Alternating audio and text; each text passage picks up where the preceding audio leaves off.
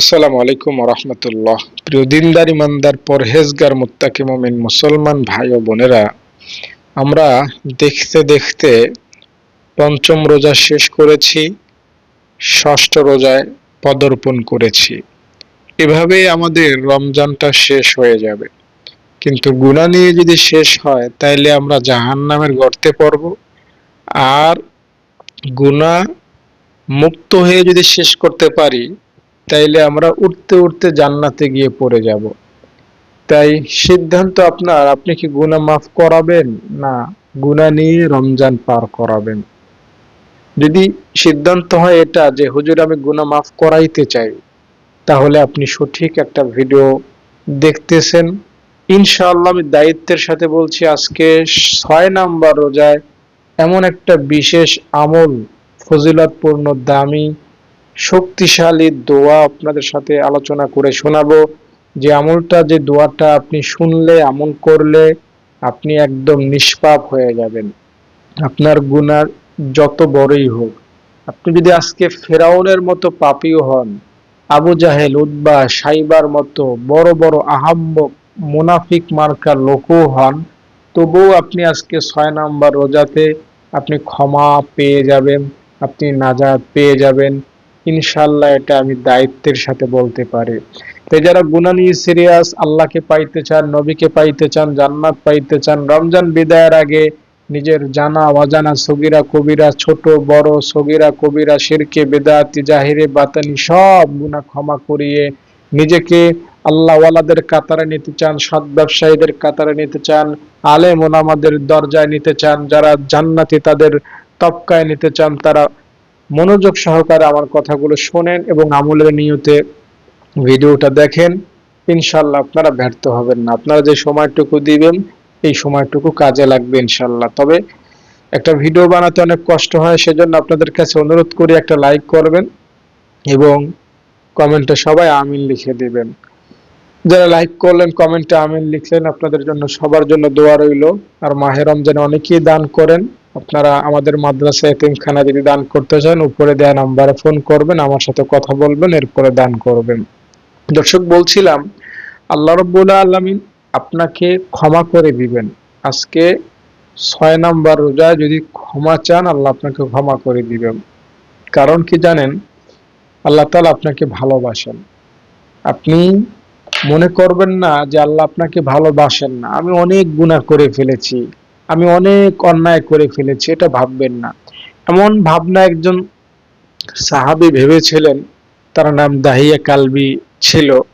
সে নবীজির কাছে এসে একবার বলতে লাগলো, ইয়া রাসূলুল্লাহ, আমি এমন এমন গুনাহ করেছি যে সব গুনাহ হয়তো মাফ হয়ে যাবে, কিন্তু এক প্রকারের গুনাহ আমার আছে যা আল্লাহ মাফ করবেন না। নবীজি বলেছেন যে সব গুনাহ মাফ হবে। দাহিয়া কালবি বলতেছে, ইয়া রাসূলুল্লাহ, আপনি যাই বলেন, আমার এই গুনাহ আল্লাহ মাফ করবেন না। নবীজি বলছেন যে কি এমন গুনাহ তুমি করেছো যে আল্লাহ মাফ করবেন না? তখন দাহিয়া কালবি চোখের পানি ছেড়ে নবীজিকে তার ওই বিভৎস গুনাহের কথা জানাইতে লাগলেন। ইয়া রাসূলুল্লাহ, আমার একটা গুনাহের স্বভাব ছিল, ছোট কন্যা মেয়েদেরকে জীবিত কবর দেয়া। আমি এই কাজ করতাম। তবে এই মেয়েদেরকে জীবিত, ছোট ছোট মেয়েদেরকে জীবিত কবর দেওয়ার মধ্যে আমার নিজের মেয়েও আছে। আমার নিজের মেয়েকেও আমি জিন্দা কবর দিয়েছিলাম। তবে আমার মেয়েকে জিন্দা কবর দেওয়ার একটা আশ্চর্য ঘটনা এমন রয়েছে যে আমার মেয়েকে যখন সে দুনিয়ায় ভূমিষ্ঠ হলো, তার মা তাকে লুকায় ফেললো। আমার স্বভাব, সে জানতো যে মেয়ে হলে কবর দিয়ে দেবে, এজন্য লুকায় ফেললো। কিছুদিন পরে আমার সামনে নিয়ে আসলো, যখন তার বয়স 7 বছর 8 বছর। আমি তাকে দেখা মাত্রই তাকে মারবো এই প্ল্যান করে ফেললাম। 7 8 বছর আমার থেকে লুকায়া লুকায়া ছিল আমার মেয়ে। হয়তো তার খালার বাড়ি, তার নানার বাড়ি, প্রতিবেশীর বাড়ি, সে আমার মেয়ে এই পরিচয় তার মা দেয় নাই। যেদিন আমার সামনে নিয়ে আসলো এবং বলল, এ হলো তোমার মেয়ে, সেদিনই আমি আমার মেয়েকে মারার জন্য নিয়ত করলাম। তার মাকে বললাম তাকে সাজায় দাও, আমি তাকে ঘুরতে নিয়ে যাব। সাজায় দিল, ঘুরতে নিয়ে যাব এই নাম করে তাকে দূরে নিয়ে গেলাম। দূরে একটা গহীন জঙ্গলে নিয়ে গেলাম, সেখানে গিয়ে কবর খনন করলাম। কবর খনন করে আমি আমার মেয়েকে ওই গর্তের মধ্যে ফেলে দিলাম। ইয়া রাসূলুল্লাহ, আমার মেয়ে এখন ভালো মন্দ বুঝে, যখন কবর খনন করতেছি তখনও আমার মেয়ে বুঝতে পারে না যে তার বাবা এখনো সেই পাষাণ হৃদয়ের অধিকারী। আমার মেয়ে ভাবছে যে আমার বাবা আমাকে এখন ভালোবাসে, আমাকে কবর দিবে না। কিন্তু যখনই আমার মেয়েকে আমি কবরের মধ্যে ফেলে দিলাম, আমার মেয়ে কান্না শুরু করলো আর বলতে লাগলো, বাবা আমাকে ছেড়ে দাও, আমি দূরে কোথাও চলে যাব, তোমার বাড়িতে যাব না, তোমার সামনে কোনোদিন আসবো না।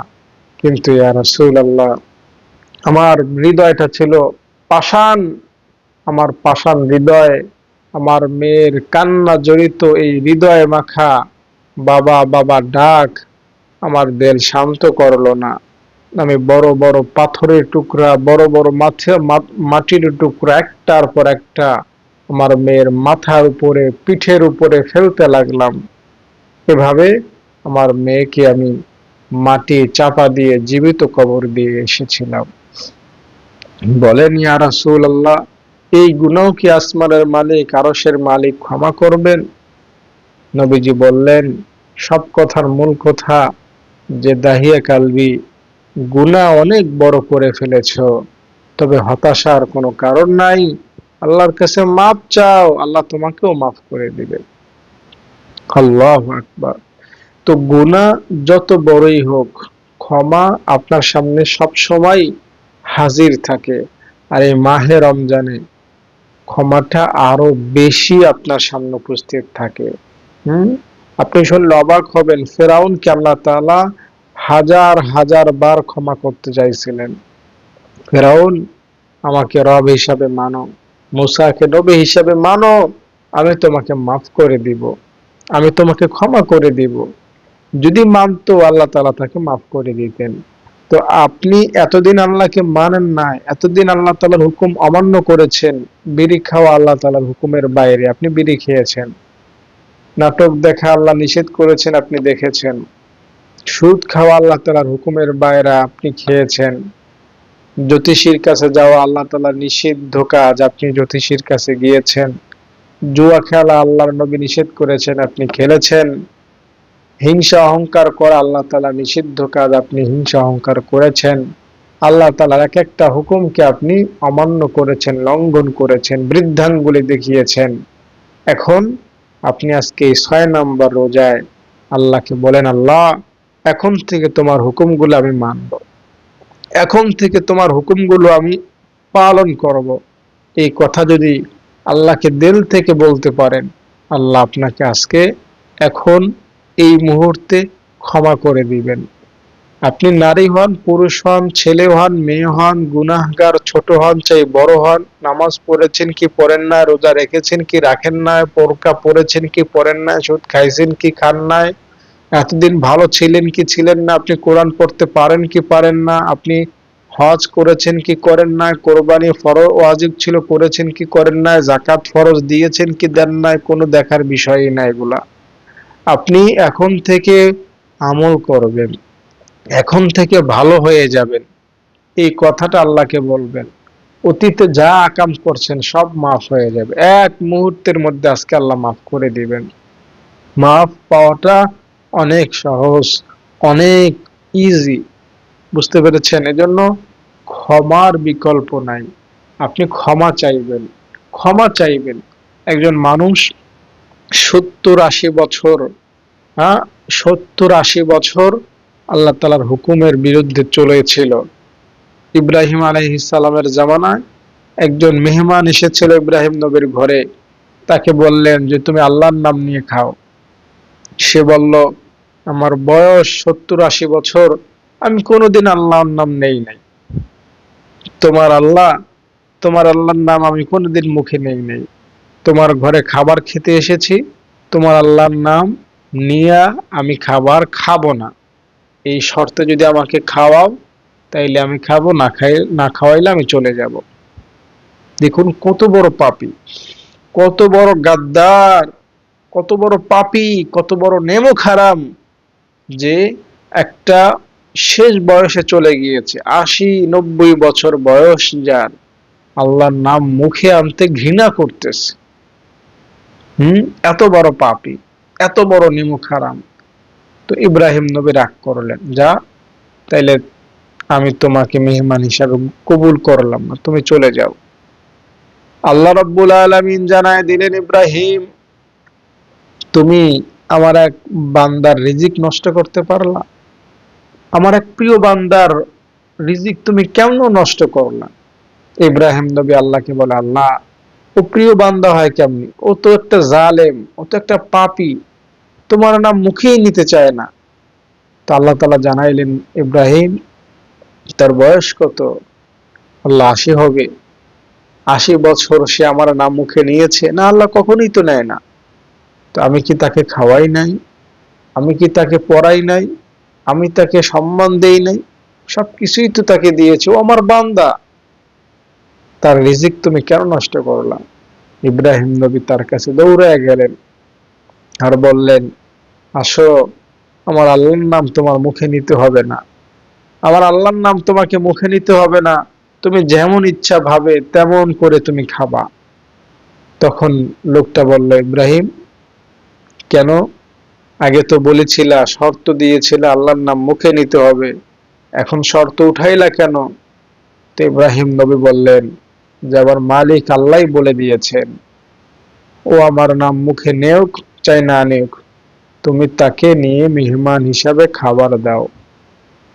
তখন ওই মেহমানটা বলল, ইব্রাহিম তোমার মালিক যদি এত দয়ালুই হয় যে তার নাম মুখে নিতে আমি ঘৃণা করেছি, তারপরেও তোমার সাথে মেহমান হিসাবে আমাকে খাওয়াইতে তোমাকে আদেশ করেছেন, তোমার আল্লাহর নাম মুখে না নেওয়া সত্ত্বেও, মুখে নিব না এই শর্ত মেনে তুমি আমাকে দাওয়াত দিচ্ছ, তাইলে ইব্রাহিম আগে তুমি ওই মালিকের সাথে আমাকে পরিচয় করায় দাও, আমি ওই মালিকের বান্দা হতে চাই, এরপরে আমি তোমার সাথে মেহমানদারি করব। লোকটা আল্লাহ তাআলার বান্দা হয়ে গেল। ইব্রাহিম নবীর সাথে হাত রেখে সে বলল, আল্লাহ এতদিন তোমার নাম আমি মুখে নেই নাই, তুমি এত দয়ালু, আমি তোমাকে চিনলাম, তোমার হুকুমগুলো এখন মানব, তোমার নাম সব সময় আমি মুখে রাখবো। এই স্বীকৃতি, এই সাক্ষী সে ইব্রাহিম নবীর সামনে দিল। ফলাফল, আল্লাহ তাকে মাফ করে দিলেন। অথচ কিছুক্ষণ আগেও সে আল্লাহর নাম মুখে নিতে ঘৃণা করতেছিল এবং সারাটা জীবন আল্লাহর নাম মুখে নেয় নাই। বাস্তবতা হলে এমনই, আপনি এতদিন গুনাহের পথে ছিলেন, সমস্যা নাই, এতদিন খারাপ কাজ করেছেন, কোনো টেনশন নাই, আপনি এতদিন নামাজ পড়েন নাই, কে বলেছে আপনি জাহান্নামে যাবেন? আপনি এতদিন পরপুরুষের সাথে দেখা করেছেন, পর নারীর সাথে আপনি কথা বলেছেন, কে বলেছেন আপনি ধ্বংস হবেন? কিচ্ছু হবে না আপনার। শুধু আল্লাহর কাছে আজকে বলেন, আল্লাহ রমজান তো একটা একটা করে চলেই যাচ্ছে, আজকে ৬ নম্বর রোজায় উপনীত হয়ে গিয়েছি, তুমি আমারে মাফ কইরা দাও। একবার বলেন না, আরশের মালিক আপনাকে ক্ষমা করে দিবেন। একবার শুধু বলেন।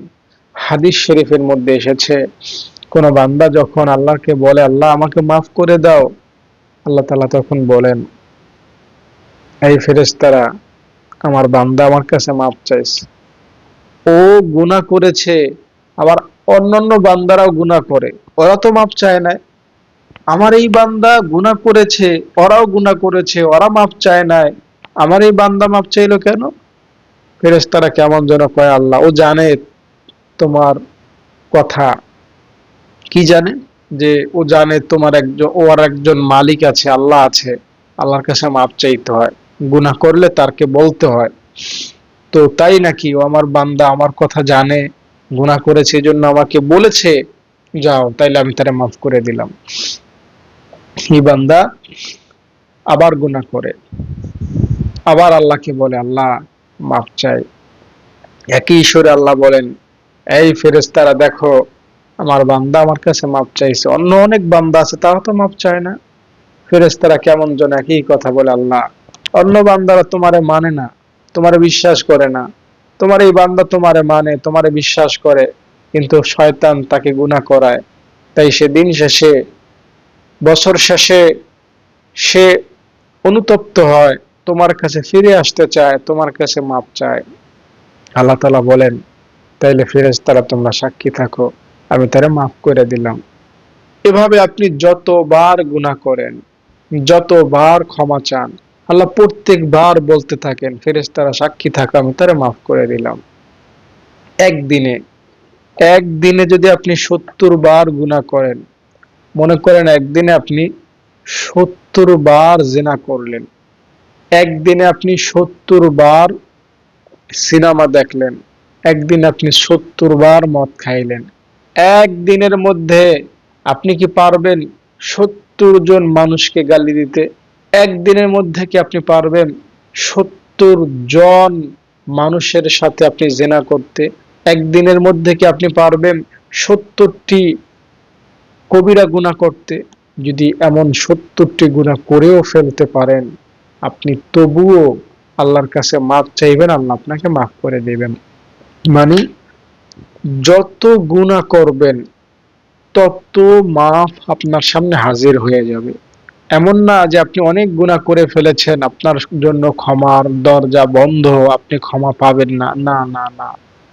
ক্ষমা পাওয়ার জন্য আল্লাহ তাআলা কোনো শর্ত দেন না যে তুমি একদিনের মধ্যে সর্বোচ্চ ৫ বার ক্ষমা চাইতে পারবা, ৫ বার গুনাহ করলে ৫ বার ক্ষমা চাইতে পারবা, ৬ বার গুনাহ করলে ওই দিন আর ক্ষমা তোমাকে করা হবে না। এই রকমের শর্ত আল্লাহ দেন না। ক্ষমা পাওয়ার জন্য আল্লাহ তাআলা বছরের শর্ত দেন নাই, যে তোমার বয়স যদি ৫০ পার হয়ে যায়, এরপরে বুড়া বয়সেও যদি গুনাহ করো তোমার আর ক্ষমা নাই। এটাও আল্লাহ তাআলা শর্ত করেন নাই। ক্ষমা পাওয়ার জন্য আল্লাহ তাআলা কোরআন পড়তে জানা শর্ত করেন নাই, যে কোরআন পড়তে পারলেই তোমারে ক্ষমা করব, কোরআন পড়তে না পারলে তোমারে ক্ষমা করব না, এই শর্ত আল্লাহ করেন নাই। ক্ষমা পাওয়ার জন্য আল্লাহ তাআলা আপনাকে আলেম হওয়া শর্ত করেন না, যে তোমাকে হাদিস জানতে হবে, মাসালা জানতে হবে, সবকিছু জানতে হবে, তাইলে তোমারে মাফ করব, এই শর্ত আল্লাহ করেন না। ক্ষমা পাওয়ার জন্য নারী হওয়া শর্ত করেন নাই, পুরুষ হওয়া শর্ত করেন না। আপনি যেই হন, পুরুষ হন, নারী হন, যুবক হন, ছেলে হন, মেয়ে হন, অল্প বয়স্ক হন, বৃদ্ধ হন, কবিরা গুনাহ করেছেন, সগীরা গুনাহ করেছেন, মরার আগ পর্যন্ত আপনি ক্ষমা পাইবেন। আপনি যখন দিনের বেলায় গুনাহ করেন, আল্লাহ রাতের বেলায় দুহাত আপনার দিকে দিয়ে রাখেন, বান্দা আমার কুদরতি কোলে আয়, আমার কাছে ক্ষমা চা, আমি তোরে মাফ করে দিব। আবার রাতভর গুনাহ করেছেন, আল্লাহ তাআলা সারা দিন আপনার দিকে হাত পাইতে রাখেন, বান্দা আয়, বান্দা আয়, আমার কাছে ফিরে আয়, আমি দুহাত তুলে তোর দিকে অপেক্ষায় আছি, আমার কাছে ফিরে আয়, আমার কাছে বল আল্লাহ ভুল করেছি, মাফ করে দাও, আমি তোরে মাফ করে দিই। তাই ৫ রোজা তো চলে গেল, আজকে ৬ নাম্বার রোজাটাও যদি আপনার সামনে হেলায় খেলায়, অলসতায়, অবহেলায় ছুটে যায়, কেটে যায়, তাইলে আপনি ধ্বংস হয়ে যেতে পারেন।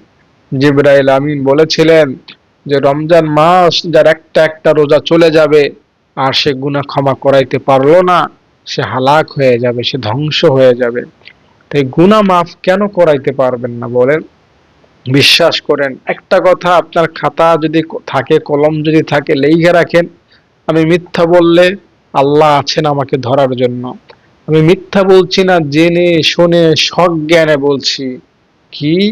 এই মাহে রমজানে আপনার জন্য আপনার গুনাহ মাফ করা যতটা সহজ, এত সহজ আপনার জীবনে কোনো কাজ আপনি করেন নাই, মরণ মরণ পর্যন্ত কোনো কাজ আপনি করতেও পারবেন না। গুনাহ মাফ করানো যত সহজ, যত সহজ। আপনি নামাজ পড়েন না, আপনি রোজা রাখেন না এতদিন, আপনি মিথ্যা বলেছেন, অহংকার করেছেন, মনে খারাপ ভাবনা ভেবেছেন, অশ্লীলতা, বেহায়াপনা, আপনি কবিরা সগীরা যত রকমের খারাপ কাজ, যত রকমের গুনাহ, যত রকমের পাপ সব করে ফেলেছেন। শুধু আল্লাহকে বলে দেন, অন্তর থেকেও যদি বলতে পারেন আল্লাহ ভুল করে ফেলেছে, আল্লাহ মাফ করে দিবেন। ওই যে মুসা আলাইহিস সালামের যুগে একটা ঘটনা আছে, 40 বছর সে আল্লাহর কাছে মাপ চায় না। কয় বছর বলেন তো? 40 বছর। আপনার কি এমন জীবন যে 40 বছরও আল্লাহর কাছে আপনি ফিরে তাকান না? 40 বছরের মধ্যে আল্লাহকে একটা সেজদা দেন না? আপনি কি এমন যে 40 বছরেও একটা রোজা রাখেন না? 40 বছরের মধ্যেও আল্লাহকে আল্লাহ বলে একবার ডাক দেন না? এমন কি আপনার জীবন? যদি এমন না হয়ে থাকে তাহলে তো আপনি ভাগ্যবান। আর এমন যদি হয়েও থাকে যে 40 বছর আপনি আল্লাহকে আল্লাহ বলেন নাই, তাইলেও আপনার জন্য ক্ষমা পাওয়াটা মাত্র 10 সেকেন্ডের ব্যাপার। এই মুসা নবীর এই উম্মতটা 40 বছর আল্লাহকে কোনো ক্ষমা চায় না, আল্লাহর কাছে কোনো, আল্লাহকে ডাকাডাকি, আল্লাহকে জিকির করা, আল্লাহর কাছে ক্ষমা চাওয়া কিচ্ছু করে না, শুধু গুনাহ করেছে করেছে করেছে করেছে। সমাজে কিছু মানুষ থাকে না যে ঈদের দিনও ঈদগাহে আসে না, এমন কিছু পাপী থাকে সমাজে, দেখবেন।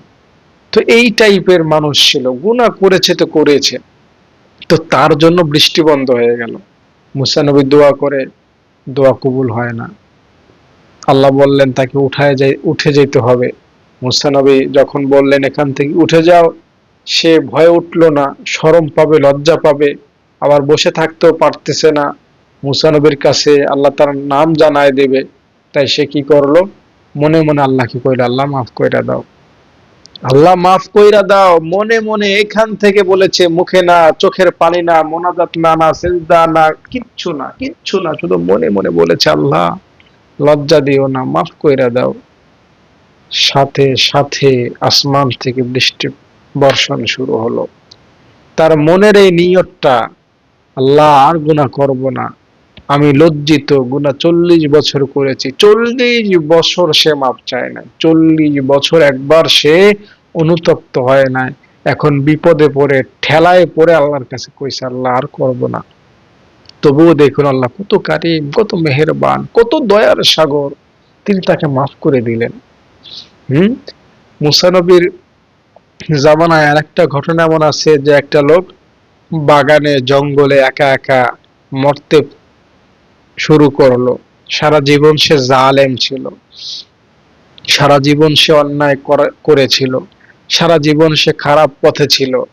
মরার সময় সে জঙ্গলে একা একা, সে নিরুপায় হয়ে আল্লাহকে বলতে লাগলো, আল্লাহ সারা জীবন আমার এই ছিল সেই ছিল, ক্ষমতা, টাকা পয়সা, ধন দৌলত, মানুষ, চাকর বাকর, এখন আমি এই জঙ্গলে একা একা আছি। আমার ডানে বামে সামনে পিছনে না আছে খাবার, না আছে কোনো খাদেম, না আছে কোনো মানুষ, না আমাকে জিজ্ঞেস করার মতো আমি কেমন আছি, কেউ তো নাই।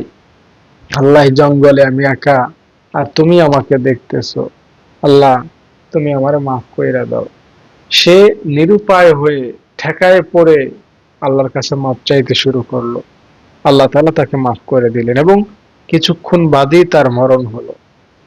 মুসা নবীকে বললেন, যাও জঙ্গলে একজন আমার ওলি আছে, তার জানাজা কাফন দাফন দাও, যে তার জানাজায় অংশগ্রহণ করবে তার আমি মাফ করে দেব, এই ঘোষণা দিয়ে দাও। এই ঘোষণা যখন মুসা নবী দিলেন যে একজন লোক মারা গেছে জঙ্গলে, তার জানাজায় যে যাবে আল্লাহ তাআলা তারে মাফ করে দিবে। সবাই দৌড়ে দৌড়ে গেল এই ক্ষমা পাওয়ার আশায়। আল্লাহ জান্নাত দিয়ে দিবে একটা জানাজা পড়লে, এত সুযোগ হাতছাড়া করে কে? কিন্তু তারা সেখানে গিয়ে দেখলো ওই পাপী লোকটা সেখানে শুয়ে আছে। এটা যখন দেখলো, জিজ্ঞেস করলো যে তো পাপী, এর জানাজা পড়লে জান্নাত পাওয়া যাবে, গুনাহ থেকে মাপ পাওয়া যাবে। তো মুসা নবীও কৌতূহল বশত আল্লাহকে জিজ্ঞেস করলেন, আল্লাহ এ তো পাপী, এত অন্যায়কারী, এত জালেম, এদের একে সমাজবাসী সমাজ থেকে বের করে দিয়েছে, এত বড় পাপী, সে সন্ত্রাসী, এর জানাজা পড়লে জান্নাত দেওয়া হবে, গুনাহ মাফ করা হবে, কেমন কথা বলতেছো? আল্লাহ তাআলা মুসা নবীকে জানাইলেন, মুসা তোমরা যা বলছো তা সত্য, লোকটা আসলেই খারাপ ছিল, কিন্তু মরার আগে আমার কাছে এমন এমন ভাবে ক্ষমা চাইতেছিল যে আমি তারে শুধু মাফ করেই ক্ষান্ত হই নাই। মুসা, আমি তার প্রতি এত দয়ালু হয়েছি, এত দয়ালু হয়েছি যে ওই সময় সে নিজের জন্য মাপ না চেয়ে যদি গোটা দুনিয়ার সব মুসলমানের জন্য মাপ চাইতো, আমি তার উসিলায় সব মুসলমানকে মাফ করে দিতাম। সুবহানাল্লাহ। এই জন্য ভাই, যারা আমার কথাগুলো শুনলেন, যারা আমার কথাগুলো মনোযোগ সহকারে শুনলেন, তাদের কাছে একটা কথাই বলবো, রোজা একটা একটা করে চলে যাবে। আপনি আমি অনেক রোজা পেয়েছিলাম জীবনে, অনেক রোজা পেয়েছিলাম, এই রোজাও পেয়েছি। এটা এটা এটা অনেক ভাগ্যের ব্যাপার, লটারি। লটারি কিন্তু হাজারে একজন পায়, কিছু ক্ষেত্রে 10,000 15,000-এর মধ্যে একজন মানুষ লটারিতে প্রথম হয়। তো এই রমজান মাস লটারির চাইতে কোনো অংশে কম না। কোটি কোটি টাকার মূল্যের এই রমজান মাস, প্রতিটা মুহূর্ত দামি। একটা কথা আপনাকে জানাই, ওলামায়ে কেরাম বলেন যে নবীজির একজন সাহাবীর একবার সুবহানাল্লাহ বলার যে সওয়াব, তা আমরা সারা জীবন আমল করেও কামাইতে করতে পারবো না। বিশ্বাস করেছেন? আবার বলি, নবীজির সাহাবী হযরতে আবু বকর রাদিয়াল্লাহু তাআলা আনহু, তিনি একবার সুবহানাল্লাহ বলে যে সওয়াব কামাইছেন, তিনি কি একবার সুবহানাল্লাহ বলেছেন তার জীবনে? না, হয়তো লক্ষবার, হয়তো কোটিবার বলেছেন। তো একবার, মাত্র একবার সুবহানাল্লাহ বলে হযরত আবু বকর রাদিয়াল্লাহু তাআলা আনহু যে সওয়াব কামাইছেন, ওই পরিমাণ সওয়াব আমি আব্দুল আজিজ সারাটা জীবন চেষ্টা করলেও কামাই করতে পারবো না। আমার সব নামাজ, আমার সব রোজা, আমার সব দান, আমার সব আল্লাহ, আমার সব জিকির, আমার সব ভালো আমল এক পাল্লায় রাখবেন, আর আবু বকর সিদ্দিক রাদিয়াল্লাহু তাআলা আনহুর মাত্র একবার সুবহানাল্লাহ বলার সব এক পাল্লায় রাখবেন। তো আবু বকর রাদিয়াল্লাহু তাআলা আনহুর সওয়াবের পাল্লা এত ভারী হবে যে আমার সওয়াবের কোনো সেখানে মূল্যই থাকবে না। শুধু আমার সওয়াব না, আমার সওয়াবের জায়গায় যদি আপনার সওয়াবও যোগ করেন, আপনার আমার সওয়াবের জায়গায় যদি গোটা দুনিয়ার সব মুসলমানের সওয়াবও যোগ করেন, তবু আবু বকর সিদ্দিক রাদিয়াল্লাহু তাআলা আনহু যে একবার সুবহানাল্লাহ বলে যে সওয়াব কামাইছেন, ওই পরিমাণ সওয়াব আমরা কামাই করতে পারবো না। এত বেশি সওয়াব তারা একবার সুবহানাল্লাহ বলে কামাই করতে পেরেছিলেন। ইসলামের একটা মূল নীতি আছে, যেটা গত কালকে আমি বলেছিলাম, যে 1 টাকা দান করে অনেকে 10টা সওয়াব পায়, 1 টাকা দান করে অনেকে 70টা সওয়াব পায়, অনেকে 700, অনেকে 7 কোটি, অনেকে 700 কোটি, আবার অনেকে আকাশের তারকারা যে সমপরিমাণও সওয়াব পাওয়া যায়। কেন? নিয়তের মধ্যে তারতম্য হওয়ার কারণে। যার নিয়ত যত একনিষ্ঠ, যে যত বেশি খুলুসিয়াতে, যে যত বেশি আখিরাতকে মহব্বত করে দান করে, আখিরাতকে মহব্বত করে জিকির করে, তার সওয়াব তত বেশি বেড়ে যায়। তো রমজান মাস, এই রমজান মাসের একটা মুহূর্ত অন্য মাসে অনেক সময়ের চাইতেও বেশি মূল্যবান। সহজ করে বললে, আজকে 6 নম্বরে এই রোজাটা আপনার জন্য যত মূল্যবান, বাকি 11 মাসেও অত মূল্যবান আপনার জন্য হতে পারে না। এত দামি এই সময়টা, এত মূল্যবান এই সময়টা। শুধু একবার আল্লাহকে বলবেন, আল্লাহ গুনাহ করে ফেলেছি, আল্লাহ বলবেন, বান্দা যা, মাফ করে দিলাম, মাফ করে দিলাম। আজকের এই রোজায় আপনি এই দোয়াটা পাঠ করেন, আস্তাগফিরুল্লাহাল্লাযী লা ইলাহা ইল্লা হুয়াল হাইয়ুল কাইয়্যুম ওয়া আতুবু ইলাইহি। বলেন আমার সাথে, আস্তাগফিরুল্লাহাল্লাযী লা ইলাহা ইল্লা হুয়াল হাইয়ুল কাইয়্যুম ওয়া আতুবু ইলাইহি। এই দোয়াটা পাঠ করবেন গুনাহ মাফের আশায়, ক্ষমা পাওয়ার আশায়, তাওবার আশায়, জান্নাত পাওয়ার আশায়, কবরে আযাব থেকে বাঁচার আশায়, সুখ শান্তি পাওয়ার আশায়। জীবনের যৌবনের জানা অজানা সব গুনাহ আল্লাহ মাফ করে দিবেন, সব গুনাহ আল্লাহ মাফ করে দিবেন।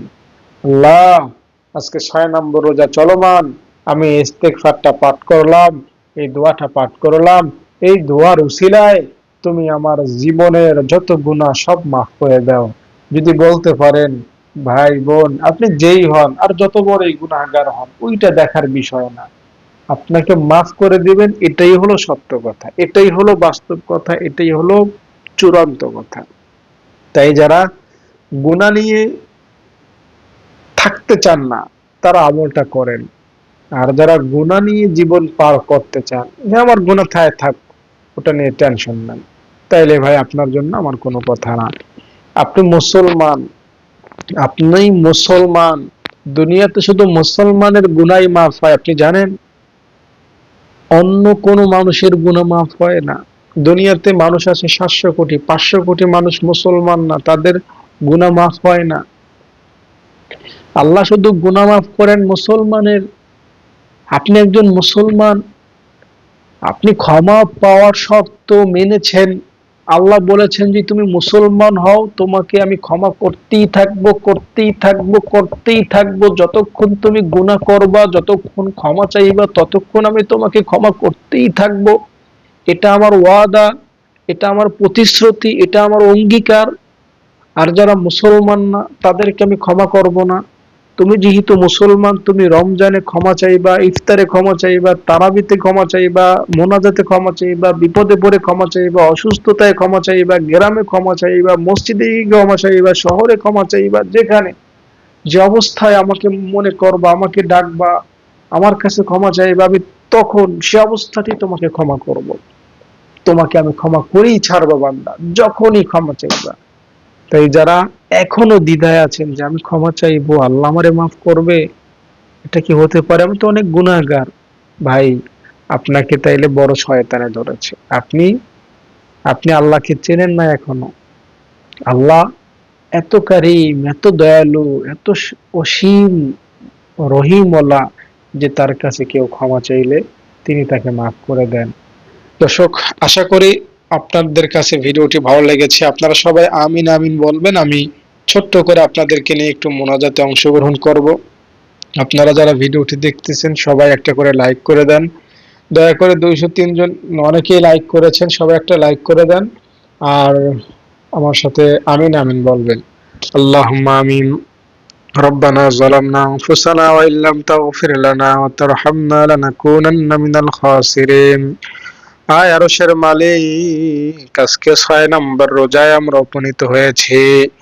আয় আল্লাহ, গুনাহ থেকে মাপ চাই, ক্ষমা চাই, তোমার রহমত চাই, আমাদেরকে তুমি ক্ষমা করে দাও। জীবনে যৌবনে যত গুনাহ করেছি সব গুনাহ তুমি মাফ করে দাও।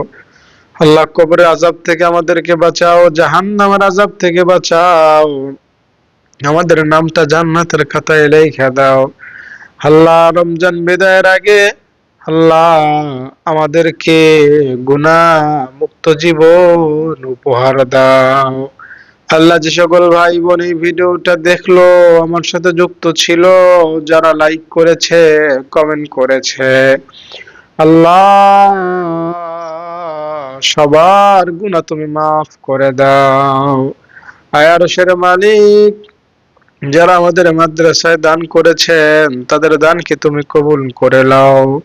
আল্লাহ, যারা দান করবেন নিয়ত করেছেন তাদেরকে দেওয়ার সুযোগ করে দাও। সুবহান রাব্বিকা রাব্বিল ইজ্জাতি আম্মা ইয়াসিফুন ওয়া সালামুন আলাল মুরসালিন বিরহমাতিকা ইয়া আরহামার রাহিমিন। তো দর্শক, আশা করি ভিডিওটি আপনাদের কাছে ভালো লেগেছে। যারা মনোযোগ সহকারে আমার কথাগুলো শুনলেন, আপনাদের জন্য দোয়া রইল।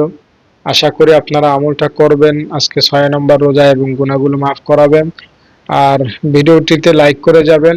আমাদের মাদ্রাসায় যদি মাহে রমজানে দান করতে চান, আমার সাথে যোগাযোগ করবেন 013-1730-5156 এই নাম্বারে। প্রিয় দর্শক, দেখতে পাচ্ছেন আমাদের মাদ্রাসার ছাত্রীদেরকে। আমি আমার ছাত্রীদের খুব যত্ন সহকারে কোরআন শিক্ষা দান করি। তাদের 3 বেলা খাবার আমি ব্যবস্থা করি। তাদের নিরাপত্তার ভার আমার উপর। তাদের দ্বীনি শিক্ষায় শিক্ষিত করার দায়িত্ব আল্লাহ আমার উপর দিয়েছেন। তাই আমি আমার সর্বোচ্চটুকু দিয়ে তাদের প্রতি খেয়াল রাখি। তাদের থাকা খাওয়া, পোশাক আশাক, তাদের নিরাপত্তা, পড়ালেখা, পড়াশোনা, যেখানে যেখানে যখন যা লাগে আমি তা করার চেষ্টা করি আমার সাধ্য অনুযায়ী। মাদ্রাসাটা একজন শিক্ষার্থী থেকে এখন বহু শিক্ষার্থীতে রূপান্তরিত হয়েছে। আপনারা যদি দান চলমান রাখেন, ইনশাআল্লাহ মাদ্রাসাটি আরও বড় হবে। আপনারা সদগায়ে জারিয়া হিসাবে আমাদের মাদ্রাসায় দান করবেন, অনুরোধ রইল।